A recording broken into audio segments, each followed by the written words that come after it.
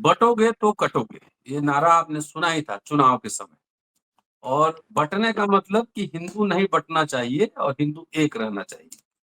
बँटोगे अब कटोगे, उसके बाद आरएसएस के प्रमुख ने एक नया फिर से वक्तव्य दिया है। जब तक हिंदू मजबूत नहीं होगा, दुनिया में उनकी कोई चिंता नहीं करेगा। और संदर्भ में दिया है कि बांग्लादेश और पाकिस्तान में जो हिंदुओं पर जो हमले हो रहे हैं, वो संदर्भ में है। बांग्लादेश और पाकिस्तान में जिन हिंदुओं पे हमले हो रहे हैं, वो कौन हिंदू है, अपने आप में एक शोध का विषय है और थोड़ी बहुत जानकारी मेरे पास है। अभी अल जज़ीरा में एक लेख भी छपा था कि वहाँ किस तरह से किस-किस तरह के एट्रोसिटीज़ होते हैं। बहरहाल, पूरे दुनिया के हिंदू एक होने का नारा है और अभी 4 ट्रिलियन इकॉनमी भी आ गया है। 4 ट्रिलियन मतलब जापान से आगे बढ़ चुके हैं, आपके ऊपर से जर्मनी, चाइना और अमेरिका। तो 4 ट्रिलियन इकॉनमी हो गया, पूरे हिंदुओं को एक होने का नारा है, तो कम से कम सारे हिंदुओं को भारत ही बुला लेना चाहिए। आखिर हिंदू है कौन? इसकी क्या परिभाषा है? इस शब्द की उत्पत्ति कब हुई? क्या प्राचीन शास्त्रों में शब्द है, मध्यकालीन शास्त्रों में शब्द है या ये एक रिसेंट फिनोमेना है? उसके पहले लोग क्या लिखते थे? ये भी समझने की बात है। आखिर इस देश में रहने वाले जो पिछड़ी जातियाँ हैं, अनुसूचित जातियाँ हैं, क्या वो भी हिंदू हैं? और हिंदू हैं तो किस ब्रांड के हिंदू हैं? किस तरह से उनको रखा जाता है? अब तो ट्राइबल को भी हिंदुआइज़ेशन करने का प्रयास चल रहा है, हालाँकि उसका रेजिस्टेंस कई जगह जारी है। मोहन भागवत के स्टेटमेंट के क्या क्या है बयान सियासी मायने चर्चा इस विषय पर। दोस्तों, मैं लाल बोल रहा हूँ और आप देख रहे हैं अम्बेडकरनामा। जाने-माने कानूनविद और सुरेश माने साहब, डॉक्टर सुरेश माने साहब हमारे साथ मौजूद हैं। एक पॉलिटिकल पार्टी के अध्यक्ष भी हैं, बहुजन रिपब्लिकन सोशलिस्ट पार्टी और एकेडमिक इनपुट के साथ हर समय अम्बेडकरनामा पर आते हैं। आप लगातार अम्बेडकरनामा पे माने साहब को सुन रहे हैं। तो चर्चा करते हैं कि आखिर हिंदुओं में किसको इज़्ज़त मिलेगी और किसको नहीं इज़्ज़त मिलेगी। पहले तो यही डिसाइड हो जाए, मंदिर के दरवाजे खुले हैं, नहीं खुले हैं, पानी पी सकते हैं, नहीं पी सकते हैं, शादी में घोड़ी चढ़ सकते हैं, नहीं चढ़ सकते हैं, बुलेट में चल चल सकते हैं, नहीं चल सकते हैं। ये तमाम ऐसे प्रश्न हैं जिस पे चर्चा बहुत ही लाज़मी है। स्वागत है सर, जय भीम। जय भीम प्रोफेसर साहब। जी। जो 25 मई को जी। आरएसएस के प्रमुख डॉक्टर भागवत, इन्होंने संघ को 100 साल पूरे हो गए। इस उपलक्ष्य में संघ के 2 माउथपीस है, मुख साप्ताहिक है, मैं मुखपत्र नहीं कहूंगा क्योंकि वो साप्ताहिक है। एक है ऑर्गेनाइजर और दूसरा है पांचजन्य। पंचजन। तो उनको एक डिटेल बड़ी इंटरव्यू दी है जी। और वो इंटरव्यू का जो औचित्य है ना, वो संघ के 100 साल होने पर। और उस इंटरव्यू में भागवत जी ने जो मुद्दे अधोरेखित किए हैं, जिसका आपने थोड़ा बहुत जिक्र किया, जी। उसमें से एक प्रमुख मुद्दा है कि भारत ये हिंदू राष्ट्र है और यही विचार आरएसएस का है जो शाश्वत है, मतलब टिकने वाला है, परमानेंट है। दूसरी बात उन्होंने जो कही कि भारत को अगर शक्तिमान, एक मजबूत देश बनाना है तो हिंदू ऐक्य बहुत जरूरी है, हिंदू एकता बहुत जरूरी है।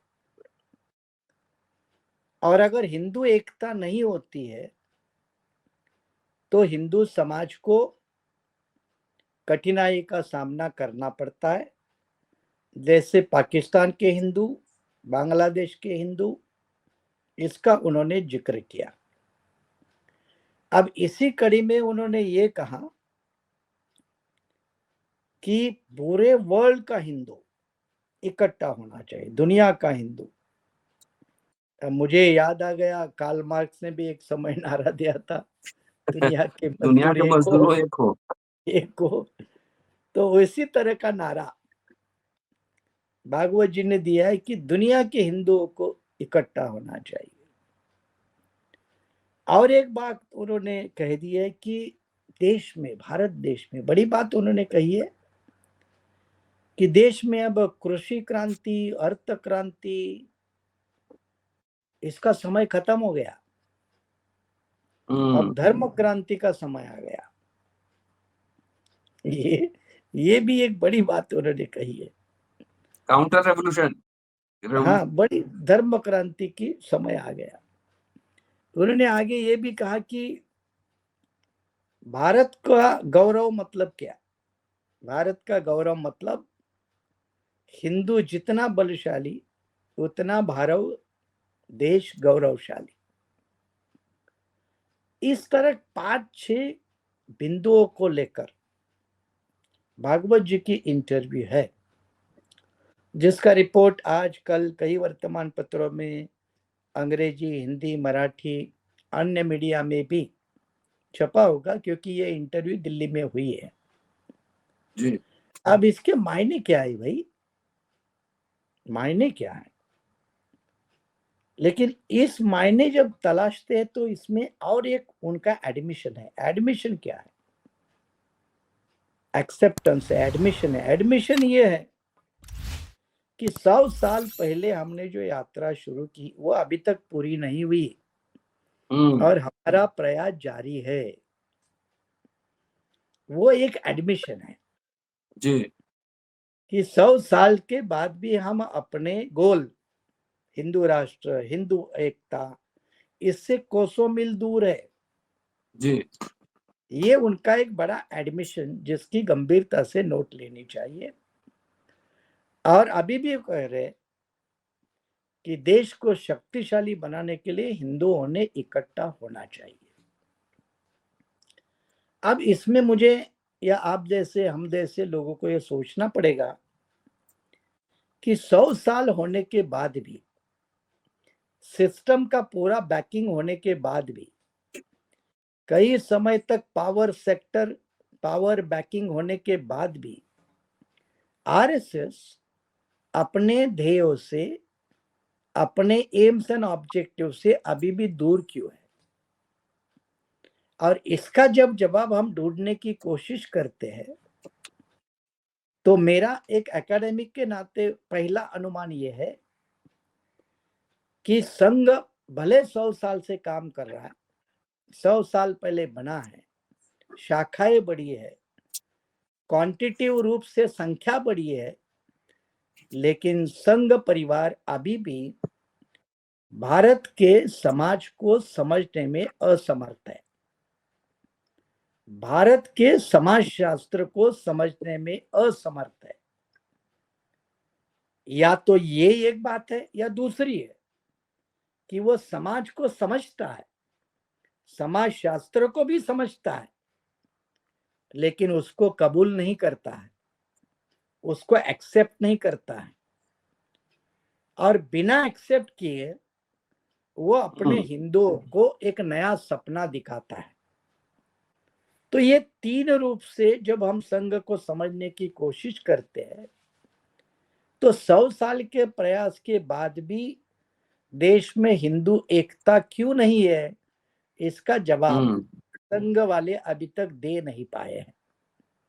या उनको मिला है तो वो एक्सेप्ट करने में दिक्कत है उनको, या उसको किनारे रख के सिर्फ और सिर्फ राजनीतिक रूप से हिंदुओं का इस्तेमाल करने के लिए हिंदू का ऐक्य इस नाम पर इकट्ठा करने का काम नॉन पॉलिटिकल लेवल पे, स्लीपर सेल के लेवल पे संघ परिवार अपने राजनीतिक संगठनों के लिए करता है। अगर ये भी आरोप लगाया तो कोई गलत नहीं होगा। और इसीलिए पहले कड़ी में जिसका आपने जिक्र किया, फर्स्ट सरसंघ संचालक केशव बलिराम हेडगेवार जी। उनसे लेकर वर्तमान तक मुझे लगता है 5-6 सरसंघ संचालक हो गए, 6 है शायद। तो अभी तक के सरसंघ संचालक या संघ परिवार, इन्होंने इस देश में हिंदू कौन, इसकी कभी भी कैटेगोरिकली क्लियर रूप से कंसेप्ट ना लोगों के सामने रखी, ना देश के सामने रखी। इसकी व्याख्या ही नहीं बनाई। कभी सावरकर के व्याख्या का सहारा लिया, कभी भौगोलिक रूप का एक्सप्लेनेशन का सहारा लिया, डिस्क्रिप्शन का सहारा लिया, कभी कल्चरल लेवल पे डिस्क्रिप्शन का सहारा लिया, कभी सुप्रीम कोर्ट का जजमेंट जो आया कि हिंदू ये धर्म नहीं है, उसका भी कभी सहारा लिया। जब हिंदू कौन है ये भी आज तक संघ परिवार स्पष्ट नहीं कर पाया, वो संघ परिवार 100 साल के बाद भी हिंदू ऐक्य को लेकर आज भी परेशान है, तो ये संघ की सफलता के ऊपर, संघ के काबिलियत के ऊपर सवाल उठाता है। और ये सबसे बड़ी बात है कि 100 साल के प्रयास के बाद भी संघ अपने मकसद में सफल नहीं है, क्योंकि संघ में बहुत सारी कमियां खामियां हैं। तो ये आखिर मैसेज किसको देना चाह रहे हैं? कुछ तो एक है, लेकिन ये संदेश किसको देना चाह रहे हैं? ये जो पूरा एक तरह से अभी प्रतिरोध भी हो रहा है। देखिए, अंबेडकर की मूर्ति नहीं लगने दी वहां पर, हिंदुओं ने ही नहीं लगने दी। जो उसमें बढ़ चढ़ के विरोध करे, लीड करे तो ब्राह्मण थे, और वो खुल के कह रहे हैं कि अंबेडकर ने संविधान की रचना नहीं की। कई बार भागवत कहते हैं कि जातियों को खत्म करना पड़ेगा। तो ये सब तो सामने ही आ रहा है, ये रेसिस्टेंस तो सामने आ रहा है, वहां लोगों ने प्रतिरोध भी किया। नहीं, इसीलिए मैंने कहा कि संघ परिवार अभी भी भारत के समाज को समझ नहीं पाया है। इसकी समाज रचना को, उसके अंतर्गत विरोध को, उसके अंतर्गत मूल्यों को ठीक तरह से नहीं समझ पाया है।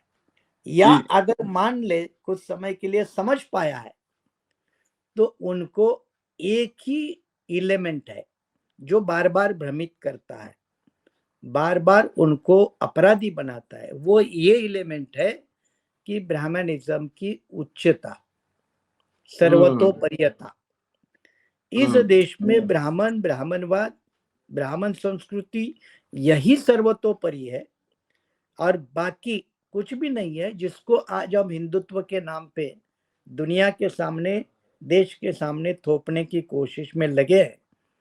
यही विचारधारा को जब वो ठीक तरह से समझ कर नहीं पाते या समझ कर रख नहीं पाते, तो सवाल उठता है कि 100 साल के बाद भी आरएसएस कितना सफल है। क्या हिंदू एकता के लिए आरएसएस सफल है, ये दूसरा सवाल है।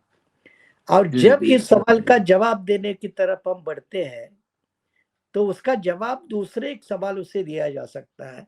वो ये है कि इस देश में हिंदू अलग अलग तरह का है। एक वो हिंदू है जो आरएसएस के साथ आक्रामक हिंदुत्व के साथ है, और दूसरा हिंदू मवापंथी है। वो आक्रामक नहीं है, वो मॉडरेट नहीं है, और वो मॉडरेट है। ये मवापंथी हिंदू ये आरएसएस के हिंदू ढांचा में नहीं बैठता है, और इसलिए आरएसएस के एजेंडे को, आरएसएस के नीतियों को वह सब्सक्राइब नहीं करता है। वो भी हिंदू इस देश में है। इसीलिए मैंने कहा कि छोड़िए कितने मुसलमान बने हिंदू धर्म का त्याग करके, छोड़िए हिंदू धर्म का त्याग कर कर कितने बुद्धिस्ट बने, कितने सिख बने, कितने क्रिश्चियन बने। छोड़िए इस बात को कि पंजाब में हिंदू अल्पमत में है, वहां सिख मेजॉरिटी में है। ये तो सवाल अलग अलग है ही। इसके बावजूद बचा हुआ हिंदू, क्या वो भी हिंदू इकट्ठा आरएसएस के एजेंडे के साथ है? और उसका जवाब नहीं है, उसका जवाब नहीं है।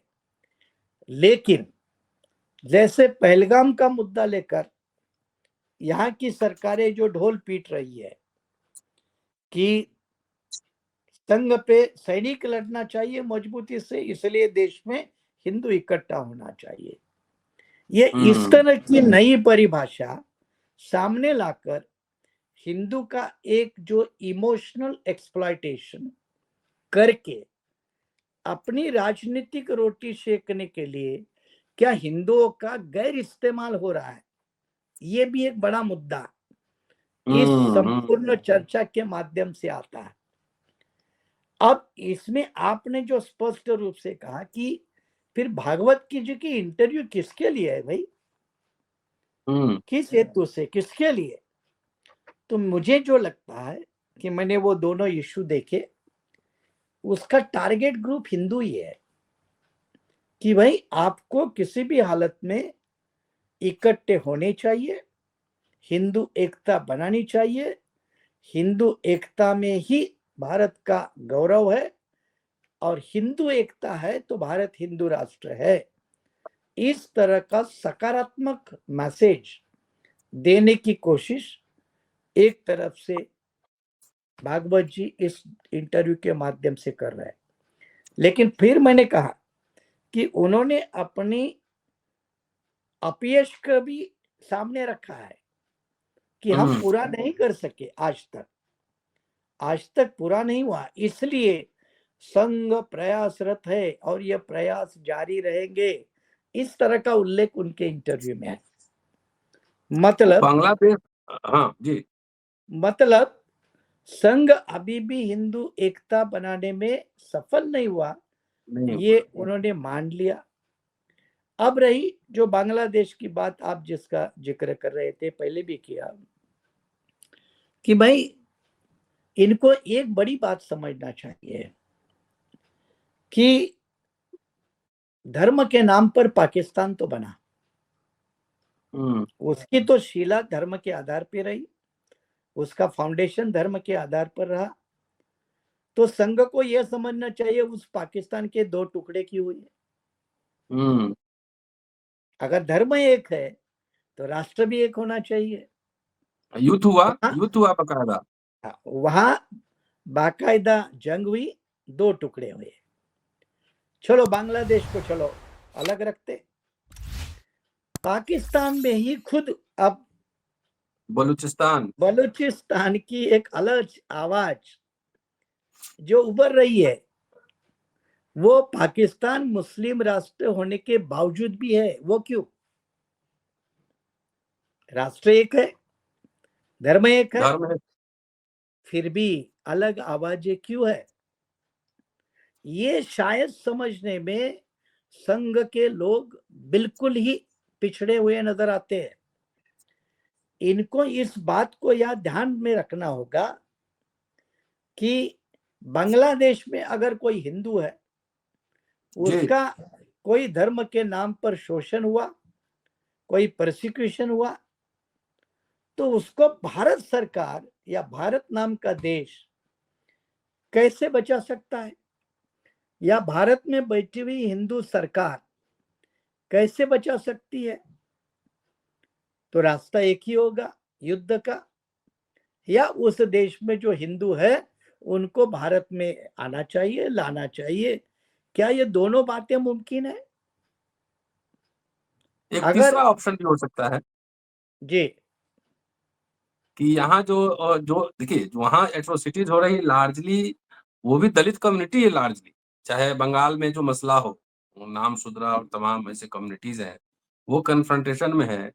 तो यहाँ के जो दलित समुदाय जो रेसिस्टेंस भी कर रहे हैं, उसको अपने फोल्ड में लाने का तो प्रयास नहीं, बांग्लादेश से तो युद्ध कर नहीं पाएंगे, पाकिस्तान से कर नहीं पाएंगे, तो उनका डर दिखा के इनको एक करने का भी तो प्रयोजन हो सकता है।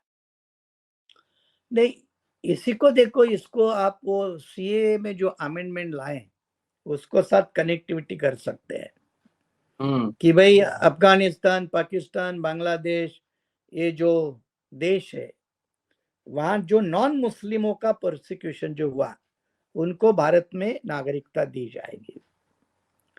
कितने कितने लोगों को देंगे, कितने लोगों को देंगे? सवाल ये है, पहले ही 80 करोड़ शरणार्थी लोग हैं अपने ही देश में, सरकार की शरण में, रोज के रोजी रोटी के लिए। बांग्लादेश के किनारे में बसे हुए वेस्ट बंगाल, आसाम स्टेट प्रभावित है, नॉर्थ ईस्ट पूरा प्रभावित है। तो कितने लोगों को लाएंगे? नंबर एक। नंबर दो, क्या यह मुमकिन है? और वर्तमान हालत में बिल्कुल नहीं। क्योंकि आसाम बंगाल स्टेट और वहां के लोकल लोग ये बाहर के इन्वेडर को एक्सेप्ट करने के लिए तैयार नहीं है, क्योंकि उनमें भागीदारी का मामला है, उनका हिस्सा घटने का मामला है। आसाम करार से स्पष्ट हो चुका है। तो ये जो दुनिया के हिंदू इकट्ठे हो, तो मैंने कहा ना कि वो बेचारे कार्ल मार्क्स का जो नारा था वैसा ही रहेगा। अब दुनिया के मजदूर कितने इकट्ठे हुए ये आप जानते हैं, मैं जानता हूं। भले मकसद बेचारे कार्ल मार्क्स का अच्छा होगा, ठीक होगा, लेकिन आज हालात क्या है। उसी तरह भागवत जी के इंटरव्यू के उसी मुद्दे को लेकर भले भाई उनका मकसद जो भी कुछ हो, ये बिल्कुल नामुमकिन जैसा मामला है, क्योंकि बाहर के हिंदू का रक्षा करने की ताकत, कैपेसिटी, एक्सेप्टेबिलिटी करने की ताकत, कैपेसिटी भारत सरकार और भारत के लोगों में भी नहीं है। इस सच्चाई को वो नजरअंदाज नहीं कर सकते। रही दूसरी बात, वो मजे की बात है जो आपके दर्शकों के सामने आनी चाहिए कि भारत का जब बंटवारा हुआ तो काफी सारी मुसलमान छोड़ के गए जी। पाकिस्तान धर्म के आधार पर राष्ट्र बना। 1950 में भारत की कुल जनसंख्या में से 85% हिंदू लोग ऑफिशियली ऑन पेपर थे। अब जब 2025 के आंकड़े जो भी मिलते हैं उसमें 74% है, 74%, मतलब 10% गिरावट आई 1950 से लेकर 2025 तक, 75 साल में। अब इसके लिए जिम्मेदार कौन कौन है? वो लोग जिन्होंने हिंदू धर्म को छोड़ा, और हिंदू धर्म को छोड़ने वाले लोगों का रेट दिन ब दिन बढ़ता है, कम नहीं होता है, ये बढ़ रहा है छोड़ने वालों का। चाहे कोई ईसाई बने, चाहे कोई मुस्लिम बने, चाहे कोई बुद्धिस्ट बने, चाहे कोई और बने, तो उसका रेट बढ़ता है। संघ को ये सोचना चाहिए कि ये लोग हिंदू धर्म को छोड़ के क्यों जा रहे हैं। इस विषय में संघ जाना नहीं चाहता, संघ विचारक नहीं जाना चाहते। अगर हिंदू धर्म का ग्रोथ चाहते हैं तो हिंदू धर्म का पतन क्यों हुआ, क्यों हो रहा है, इसको समझे बगैर हिंदू हित का देश कैसे बनेगा। इतनी आसान सी बात संघ के लोग समझते नहीं, ऐसा हम क्यों माने? तो फिर ऐसी गलतियां बार बार क्यों करते रहते? क्या संघ की हिंदू एकता के नाम पर सिर्फ और सिर्फ कुछ तबकों की राजसत्ता कायम करना, उसके नीतियों को कायम करना, यही एजेंडा लागू करने के लिए इनके हिंदू एकता जरूरी है? ये भी पॉलिटिकल सवाल इनके विचारधारा के ऊपर है। तो ऐसे कई बड़े मुद्दे उभर कर निकल आए हैं, खास करके इस इंटरव्यू के बाद, और जब संघ परिवार को 100 साल पूरे हुए हैं तब उसके 100 साल के बाद। हिंदू दलित पे एट्रोसिटीज होती है, भागवत साहब की आवाज नहीं निकलती। फिर यहाँ पे जो गैर हिंदू है, सिख, ईसाई, बौद्ध, जैन, यहूदी, ये सब कैसे रहेंगे, कहाँ जाएंगे? इनको हिंदू नहीं, बन के रहना पड़ेगा। इसीलिए उन्होंने हिंदू की कभी व्याख्या ही नहीं की। इसलिए जी। उन्होंने हिंदू दलित कंसेप्ट अभी तो डेवलप किया है, लेकिन इस देश में लगभग 14% मुसलमान है, 2-2.5% सिख है, 2-2.5% ईसाई लोग हैं, लगभग 1% बुद्धिस्ट लोग हैं। तो तब ऐसे मौके पर ये क्या करते हैं मालूम है? सावरकर, फिर जियोग्राफिकल आइडेंटिफिकेशन ऑफ हिंदू, इसका सहारा लेते हैं कि जो इस भारत भूमि में रहता है और जो देश के साथ वफादार है, निष्ठावान है, वो हिंदू है। इस तरह की इनकी हिंदू की परिभाषा होती है। इसलिए मैंने कहा कि बिना हिंदू समाज व्यवस्था को समझे बगैर, उसको डील किए बगैर संघ अपने विचारों में सफल हो ही नहीं सकता। ये वो भी जानते होंगे। इसलिए जब 19वीं और 20वीं सदी में जब कई सामाजिक विद्रोह उठ खड़े हुए थे, चाहे उत्तर में कबीर का हो, नानक का हो, रविदास जी का हो, दक्षिण में पेरियार नारायण गुरु का हो, इधर महाराष्ट्र में फुले अंबेडकर का हो, तो ये न विद्रोह को लेकर देखो आरएसएस की कोई कंसेप्ट ही नहीं है। उन्होंने जस्ट निग्लेक्ट किया है, आइसोलेट किया है। जी और जी आइसोलेट और निग्लेक्ट करने के बाद जब ये फोर्सेस, ये विद्रोह जब हावी होने लगे हैं, तो उनको अकोमोडेट करने की कोशिश की है, इसको इंक्लूसिव हिंदू धर्म के नाम पे। जैसे बुद्ध को विष्णु का अवतार मानना, बाबा साहब के नाम को उनके मॉर्निंग के प्रार्थना में जगह देना, ये उनकी अकोमोडेशन की पॉलिसी है। तो एक तरफ से जैसे मैंने कहा कि हिंदू अंतर्गत परस्पर विरोधी सामाजिक तत्वों को समझे बगैर और उनको हैंडल किए बगैर, अरे ये तो स्वामी दयानंद सरस्वती को नहीं झेल पाए, ये तो आर्य समाजिस्ट लोगों को झेल नहीं कर पाए, ये तो स्वामी श्रद्धानंद को झेल नहीं पाए, कितने लोगों को ये झेल नहीं पाए। तो बेचारे ये फुले शवा अंबेडकर को क्या झेल पाएंगे, कबीर रविदास नानक जी को क्या झेल पाएंगे, पेरियार नारायण गुरु को क्या झेल पाएंगे। लेकिन इसके तमाम सारे बावजूद के बाद, मर्यादा के बावजूद के बाद, अभी भी भागवत जी हिंदू एकता का जो नारा लगाते हैं और संघ परिवार इस देश में आने वाले दिनों में भी कार्यशील रहेगा, इसकी जो गारंटी देते हैं और भारत ये हिंदू राष्ट्र ये दावा करते हैं, ये उनके साहस की तो दाद देनी पड़ेगी, उनकी हिम्मत की तो देनी पड़ेगी। कॉन्फिडेंस को उनको मानना पड़ेगा। भले संख्या उनकी शाखा की, आरएसएस की शाखाएं बड़ी है, सदस्य बड़े हैं, इसके बावजूद क्वालिटेटिवली हिंदू एकता के नाम पर आरएसएस बहुत कोसों मील दूर है। शुक्रिया सर। हिंदू राष्ट्र का मतलब है, समझ लीजिए कि परोक्ष प्रत्यक्ष रूप से वर्णवादी व्यवस्था का कायम हो जाना, यही असली बात है। क्योंकि जब एट्रोसिटीज होती है, यहाँ पे हकमारी होती है दलित के, पिछड़ों की, आरएसएस का कोई स्टेटमेंट नहीं आता है, कभी कंडेम नहीं करते हैं वैसे लोगों को। तो ये खेल समझने की जरूरत है। शुक्रिया, देखते रहिए अम्बेडकर। शुक्रिया सर, थैंक यू। चलो सर, शुक्रिया, थैंक यू।